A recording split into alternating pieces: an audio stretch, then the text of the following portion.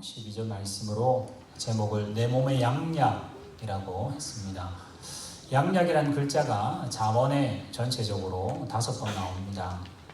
나중에 설교 안에 그것을 또 찾아보도록 하겠습니다.만은 우리 지난 1월 또 오늘 또 시작되는 2월 함께 살펴보았던 욥기 같은 경우 하나님께서 우리에게 욥기를 통과한 성도들은 제가 볼 때 마치 1000도, 1500도, 2000도를 이렇게 통과한 것 같은 그런 단단한 또 정금같이 나올 수 있는 재련함으로 정금같이 나올 수 있는 본 책이 욥기입니다.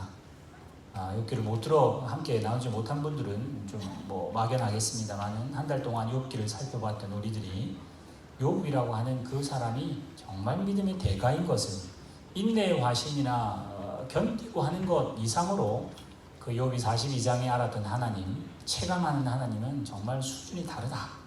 제가 그걸 방정식에 설명을 드렸죠. 우리는 참 1차 방정식 같이 산다.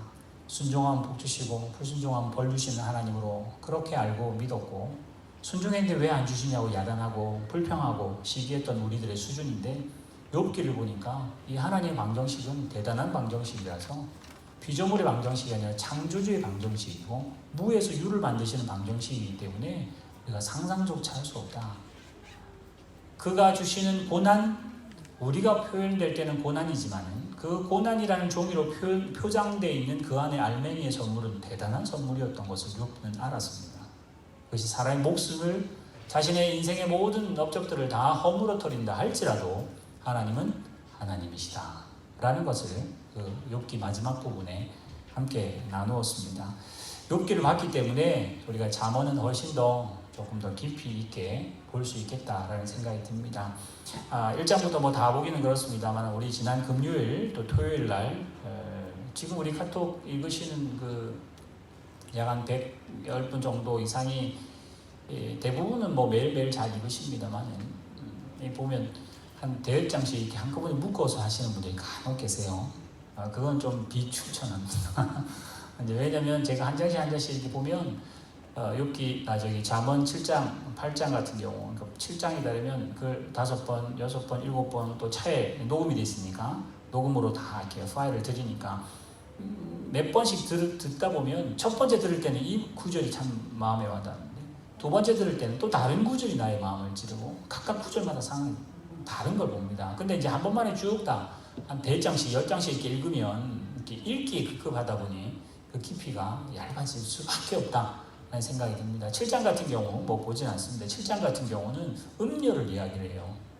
그래서 음녀가 그 청년들을 이렇게 유혹하는 건데 잠언이 그렇게 상세하게 할 필요 있을까 싶을 정도로 정말 상세하게 나옵니다. 내가 창문에서 보니까 어떤 청년이 걸어가는데 어떻게 걸어가고 어느 그 길모퉁이를 가고 그때는 해가 어둑어둑 져서 밤이 되고 또 그 사람은 어떻게 취장했으며 그 사람이 어떻게 유혹하며 정말 그렇게 자세하게 나올 필요 없을 정도로 자세하게 음녀가 그 청년을 유혹합니다. 그래서 상황이 어떻게 됐다. 남편은 큰 은주머니를 차고 멀리 갔으니 안 올 거다. 또 그 침상에는 뭘 뿌려놨으니 하여튼 상황이 너무 상세해요. 그럴 때 보면서 이거는 남녀의 성적인 문제구나. 아니요. 잠언에 나오는 지혜는 항상 여자 이름처럼 우리는 알잖아요. 그죠? 남자 이름이 김지혜, 박지혜 이런 건 없잖아요. 근데 이 잠언에 나오는 지혜는 예수님입니다. 예수님이 우리를 부르고 있어요. 그래서 이 지혜는 의인화되어 있습니다. 7장에 나오는 음녀는 음녀라 때문에 악녀라고 했기 때문에 여자고 항상 유혹당하는 사람은 남자다 이런 개념이 아니라 이렇게 보시면 좋을 것 같아요. 성적인 거나 물질적인 것도 유혹을 받습니다만 나의 자존심을 건드리는 음녀, 그 사람이 남자일 수도 있고 친구일 수도 있고 세상일 수도 있어요. 나는 그 유혹을 한번 자존심을 살짝만 건드리면 확 뒤집어지는 나를 그 7장 안에서도 발견할 수 있어요. 탐욕이 또 그렇죠. 그것이 꼭 여자가 남자를 유혹하는 하나의 퍼포먼스로 기록은 되어 있습니다만 여러분 읽으시면서 지금 내가 당하고 있는 그런 어떤 상황들을 7장에 적용할 수 있어요. 8장 보시면 그 지혜가 온 세상을 돌아다니며 다 부르고 있습니다. 그러니까 지혜가 숨겨져 있는 게 아니라 여러분 찾고 싶어도 못 찾는 게 아니라 지혜는 온 천지에 다 있는데 안 듣는다는 거야. 귀를 기울이지 않는다는 거죠. 자문에 나오는 지혜는 이렇게 말하는데 나는 저렇게 듣고 있으니까 핀트가 안 맞아서 지혜를 못 찾는 듯한 그 모습들을 8장에 계속 설명하면서, 특별히 8장에는 보면 은을 구하는 것보다 지혜를 구하는 것이 훨씬 낫다. 정금 얻는 것보다 지혜를 얻는 것이 훨씬 너희들에게 이익이다. 진주 찾는 것, 진주를 얻기보다 지혜를 찾으라고 8장 10절, 11절, 12절 계속 그렇게 이야기합니다. 우리 모두 다 지혜를 찾고 싶잖아요, 그지? 우리 호주 같은 경우는 내비게이션이나 지도가 너무 이렇게 주소가 이렇게 심플하게 잘 돼 있지 않습니까? 번지수하고 대략적인 그 스트리트 이름만 쳐도 금방 찾을 수 있어요. 그래서 지금 여기에 뭐 멀어서 그렇지 주소 하나만 주면 이 호주에는 어딘 찾아갑니다. 마찬가지로 8장 12절에 여러분 지혜를 찾고 싶으면 내비게이션에 이렇게 치면 됩니다. 뭐라고 하냐? 지혜의 주소는 명철이라고 했어요. 명철을 찾으면 그 집에 지혜가 산답니다. 나중에 가면 그렇게 나옵니다. 지혜를 집을 잡고 창문은 뭘로 만들고 그 반석은 뭐고 지혜의 그 집은 어떻게 인테리어가 되는지를 나중에 이제 발견하게 되실 겁니다. 그것처럼 지혜는 지난주에 제가 설교했던 것처럼 나는 평균인데 더 똑똑하고 싶어서 지혜를 찾는 지혜가 아니라 나는 바닥인 것을 아실 때 지혜를 찾을 수 있는 자격이 있으신 겁니다. 내가 죄인인 것을 인정하실 때 지혜는 보이기 시작합니다. 내가 죄인이 아닌데 더 똑똑하고 더 정결하게 살고 싶다고 지혜를 찾기 시작하면 안 보입니다. 하나님은 보여주지 않게 하실 거예요. 여러분이 약한 줄 아시고, 여러분이 악한 줄 아시고, 여러분 믿음 없으신 줄 아시고, 머리로는 믿음이 있으나 실제 손발은 믿음 없음을 인정하실 때 이 안에 지혜가 발견되게 됩니다. 오늘 또 내일 또 한 장 한 장, 9장 또 화요일에 10장 한 장씩 갈 때 그 한 장이 여러분에게 9번, 10번 더 많이 차를 타고 다니시면 아예 그 녹음을 영어나 한글로 틀어놓으셔서 계속 이렇게 들으실 수 있으면, 제가 볼 때는 그 요즘 2월 1일부터 퀸스랜드만 그러나요?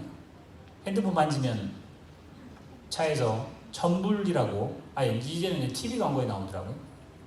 차 안에서 핸드폰 만지면 천불이고 벌점이 4점이고, 그래서 3번 만지면 이제 벌점이 3년 가잖아요, 그죠?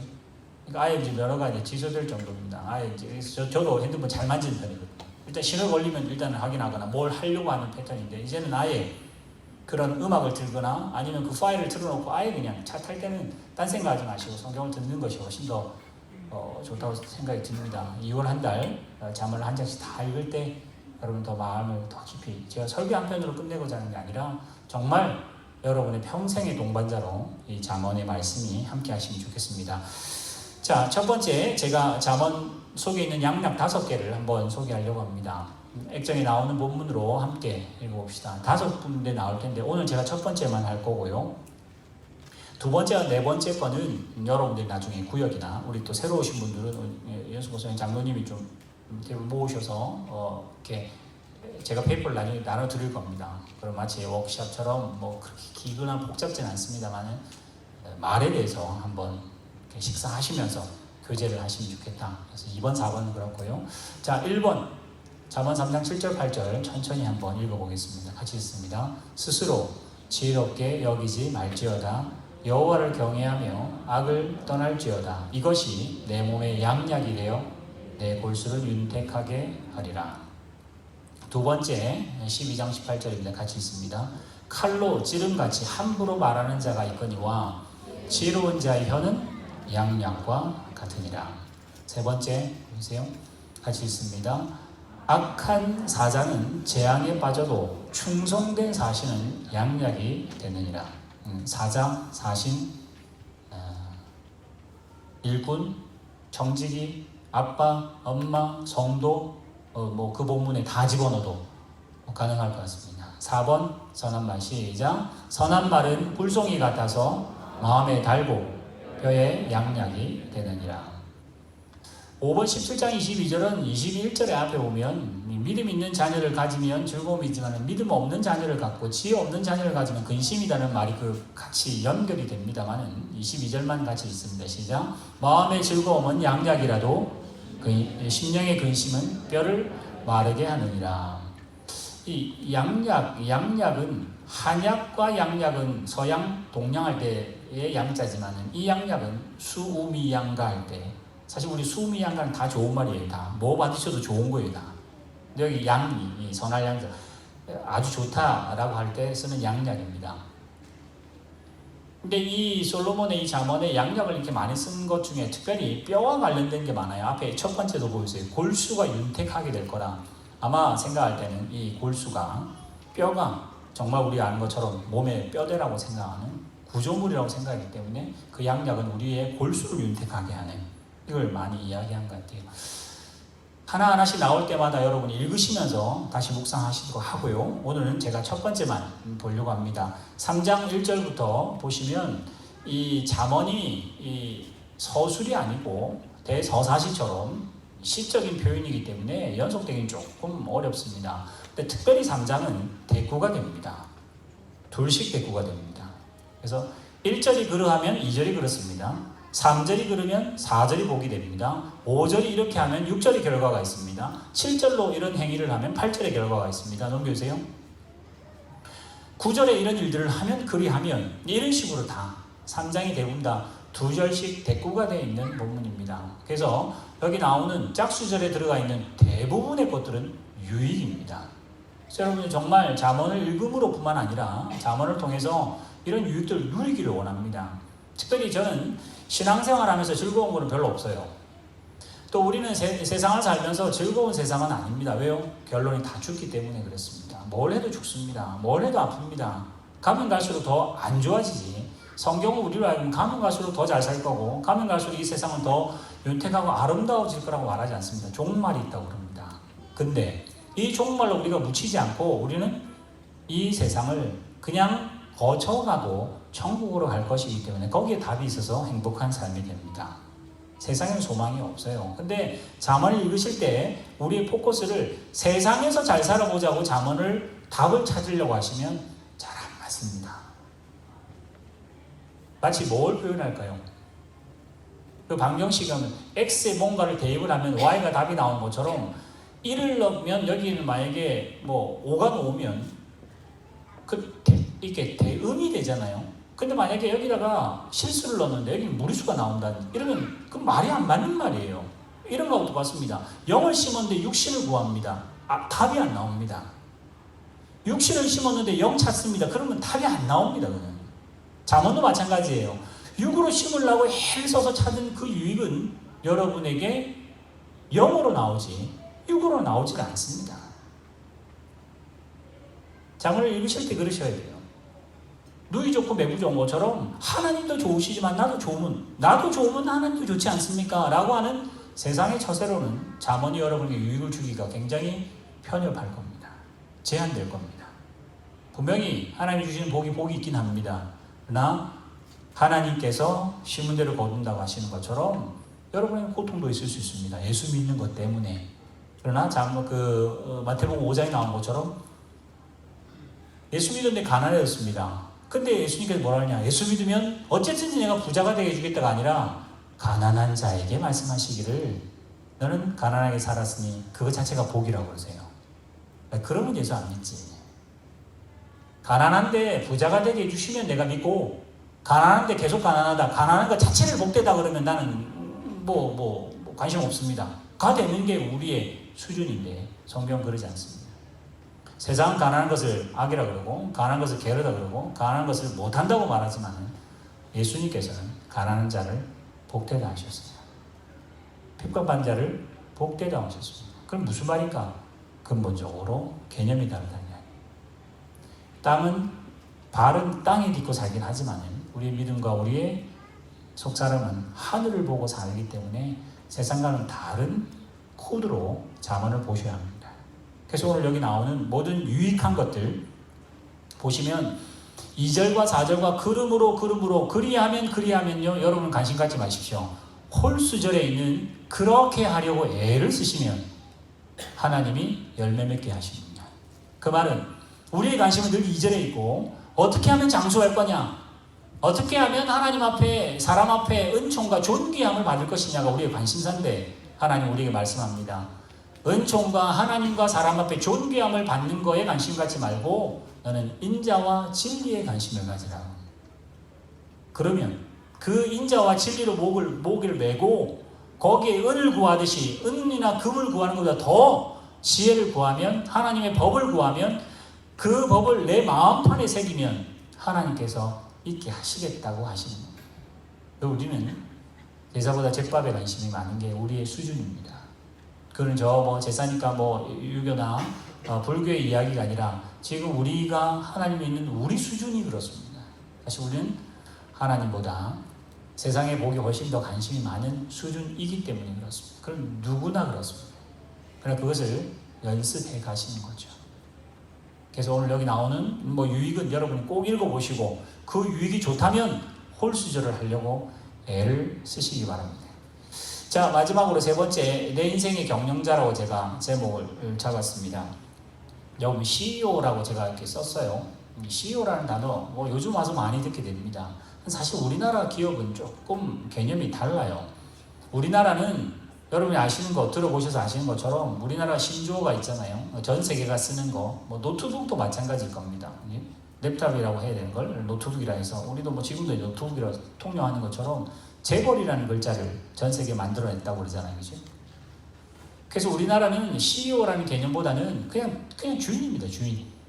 주인이고, 그 다음에 그 사람이 오너고, 그 사람이 사장이고 회장이고, 그러니까 굳이 CEO를 둘 필요가 없었습니다. 지금도 그러고. 그래서 대를 물려하는 거거든요. 근데 이제 우리나라 기업 중에 최초로는 유한양행이라고 하는 그 회장님이 전문 경영인에게 맡깁니다. 자기가 오너이긴 하지만은 경영에는 너가 잘하니까 CEO라고 해서 그 사람이 맡깁니다. 왜냐하면 제가 알기로는 이호는 풀무원입니다. 하여튼 이런 식으로 몇몇 기업, 그렇게 하면 똑똑하고 잘난 기업이다 이런 개념이 아니라 이제 우리나라가 주로 CEO라는 개념들을 거의 안 가지고 있습니다. 굳이 따져보자면 제가 볼 때 기업 중에 은행은 그런 것 같아요. 행장들은 이렇게 물려받는 건 아니지 않습니까? 그러니까 물론 정치적인 색깔이 있긴 합니다만 이제 은행장들은 이렇게 전문 경영인으로 이렇게 낙하산이 뭐든 하여튼 그런 체제는 가지고 있잖아요. 근데 이제 서양 문화는 대부분 다 CEO가 있습니다. 근데 그 CEO가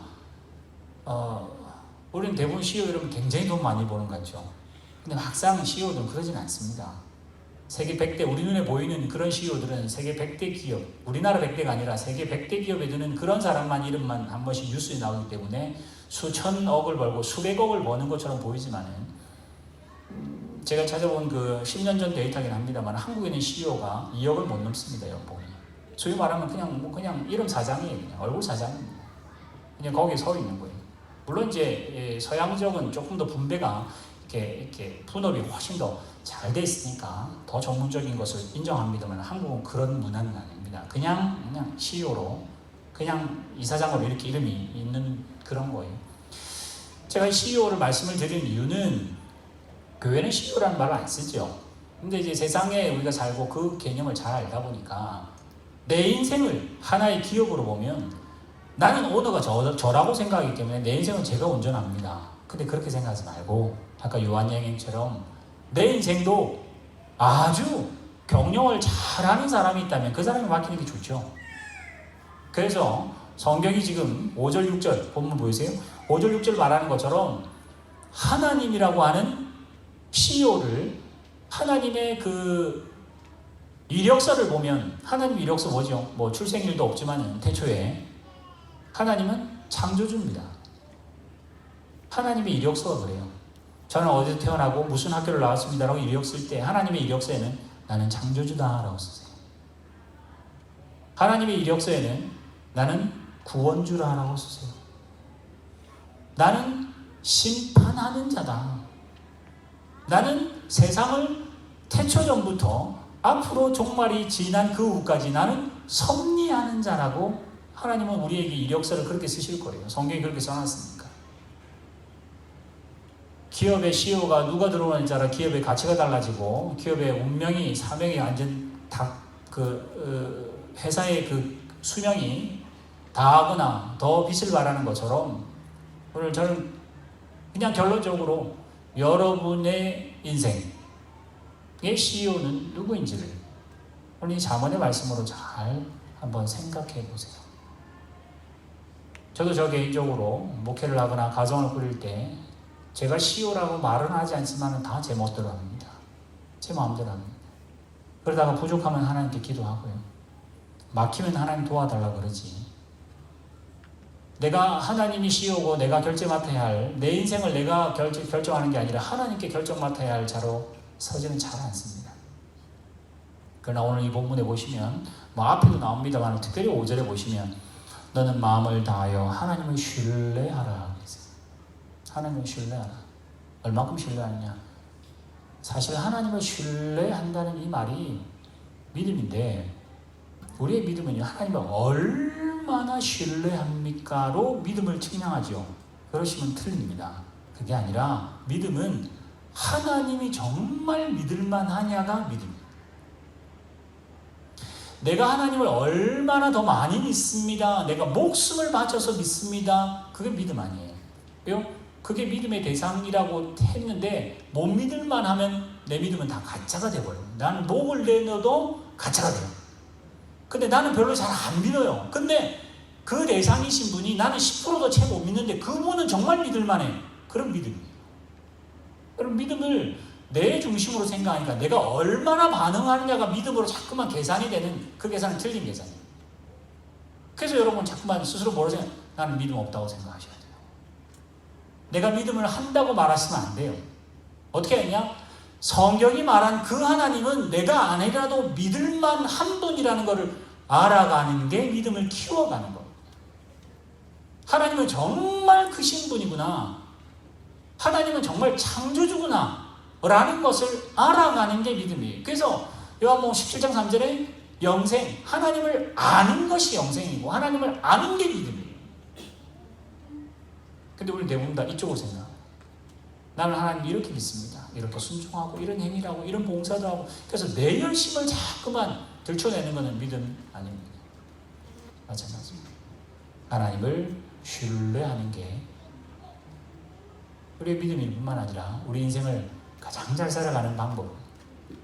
7절 볼까요? 하나님을 경외하는 겁니다. 이 경외라는 단어는 우리 욥기에 잘 배웠죠. 그지? 38장, 39장, 40장, 41장에 하나님이 확 폭풍우와 같이 나타나시면서 욥에게 뭐라 그러죠? 너는 대장부같이 허리를 두려매고 나 앞에 서서 대답하라 그러거든요. 근데 아이러니하게 8장, 잠언 8장에 혹시 이 부분 기억나시나요? 나는 창조할 때 같이 있었다. 나는 그때 뭐 만들 때 같이 있었다. 8장에 그 욥기의 대답이 나옵니다.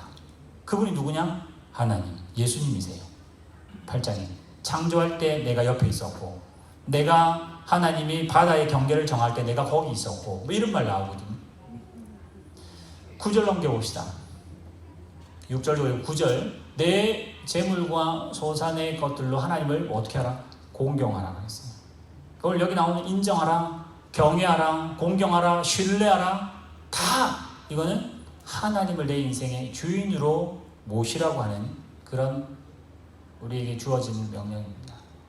오늘 여기 나온 내 인생의 최고의 경영자라고 제가 세 번째 제목을 잡으면서 특별히 하나님의 주권을 인정하는 것이 여러분에게는 살 길이고 옳은 길이고 바른 길이라는 것을 다시 한 번 더 확인하셔서 또 한 주간 기도하시고 잠언을 읽으시고 지혜를 찾으려고 할 때 우리 늘 말씀드렸잖아요. 지혜라는 것은 남 모르는 거 나 혼자 알 때 지혜같이 보이잖아요.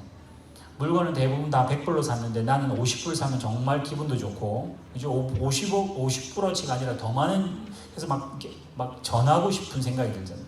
마치 지혜는 그렇게 남 모를 때 나 혼자 아는 것이 지혜는 아닙니다. 오늘 성경이 우리에게 지혜라고 하는 것은 하나님을 인정하는 거예요.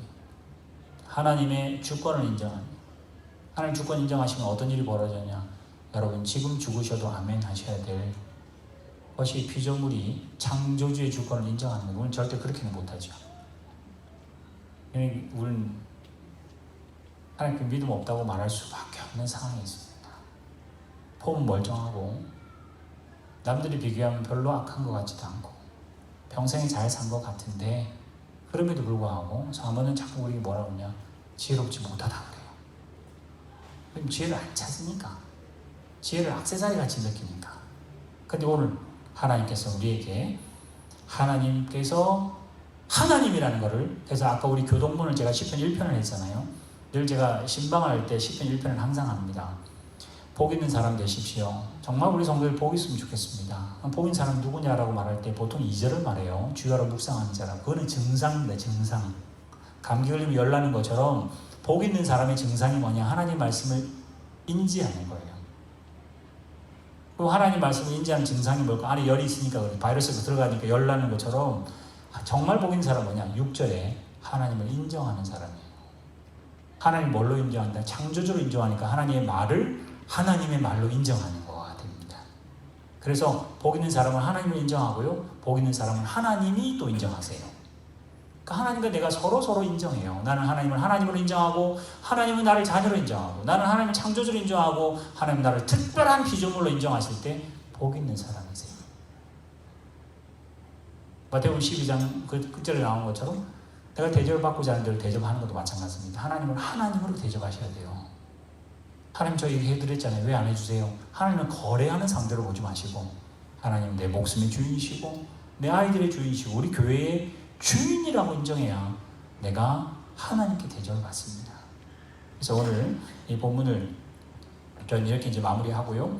그래서 여러분들이 특별히 지혜를 잠언 1년 2월 한 달만 뭐 지혜를 얻으라는 건 아닙니다만 올 한해 이렇게 성경 한 절 한 절 읽으실 때 조금 더 뭐랄까요, 좀 진하게 읽으려고 하시고 좀 더 깊이 읽으려고 애를 써 보시고 이렇게도 보시고 저렇게도 보시고 제가 지난주 그 아픈 것 때문에 설교를 한번 했던 것처럼 건강할 때 잠언을 보는 거하고 아플 때 잠언 보는 거 전혀 다르다는 그 체감을 했었던 것처럼 여러분들 이렇게 저렇게 매일매일 정말 말씀을 묵상해 보시도록 애를 쓰시고요. 결론으로 지혜는 아는 자가 갖는 게 아니라 훈련하는 자가 갖습니다. 오늘 결론입니다. 잠언을 많이 읽어서 100번 읽어서 지혜는 아는 자가 아니라 지혜는 훈련으로 주어집니다. 잠언 여러분 만번 농담같이 그 동양학에서 그런 이야기 하잖아요. 뭐죠? 주역을 10,000번 읽으면 도통한다고, 귀신이 된다고, 뭐 그런 말을 한 것처럼 성경 10,000번 읽어서 아는 게 아니라 훈련하셔야 됩니다. 그래서 지혜는 아는 게 아니라 습득하는 겁니다. 훈련하는 겁니다. 우리 여기 보면 달인이라는 말 쓰잖아요. 그죠? 뭐 TV에도 보면 생활의 달인이랑 참 그런 분들 뭐 허리가 힐 정도로 지문이 다 없어지고 뭐 이렇게 병이 날 정도로 뭔가 휘어질 정도로 하는 거 보고 그 사람은 존경이 그냥 올라나오잖아요. 그분이 대단해서는 않는데 그 일을 그렇게 열심히 하셨던 것 때문에 우리는 그 경애하는 그 차이가 딱 차이나요. 그분이 나보다 똑똑하지도 않고 부자도 아니고 뭐 대단한 거 알지도 못하지만 그 분야에서 우리는 달인이라고 표현을 하면 존경하거든요. 지혜가 그렇습니다. 잠언 100번 읽었다고 절대 알아지지 않습니다. 설교 1000번 들었다고 알아지지도 않습니다. 어떻게 했냐? 훈련하셔야 돼요. 지혜롭게 말하셔야 되고 인내하셔야 되고 똑같은 단어인데 이 단어 쓰지 마시고 이 단어 쓰려고 애를 쓰십시오. 아내에게 이 단어보다는 이 단어가 좋은 줄 알면 이 단어를 쓰려고 애를 쓰십시오. 아이들에게 이렇게 말하기보다는 이렇게 말하는 것이 더 좋겠다. 근데 늘 이렇게 말했던 걸 끊으시고 이렇게 말하려고 애를 쓰셔야 합니다. 그러지 않으면 뭐가 되냐?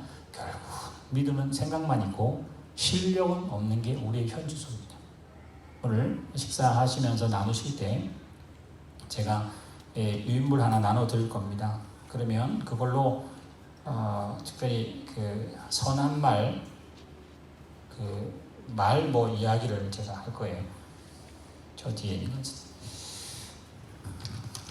이쪽에는 선한 말 10계명이라고 해서 내가 정말 따르고 싶은 말들 말하기 전에 먼저 듣자든지 뭐 하여튼 그렇게 10계명을 같이 나눠보시고 여기는 악한 말입니다. 하지 말아야 할 것들 사실 생각 없이 하고요. 뭐 자랑하는 것도 그렇고 거짓말하는 것도 그렇고 뭐 많죠.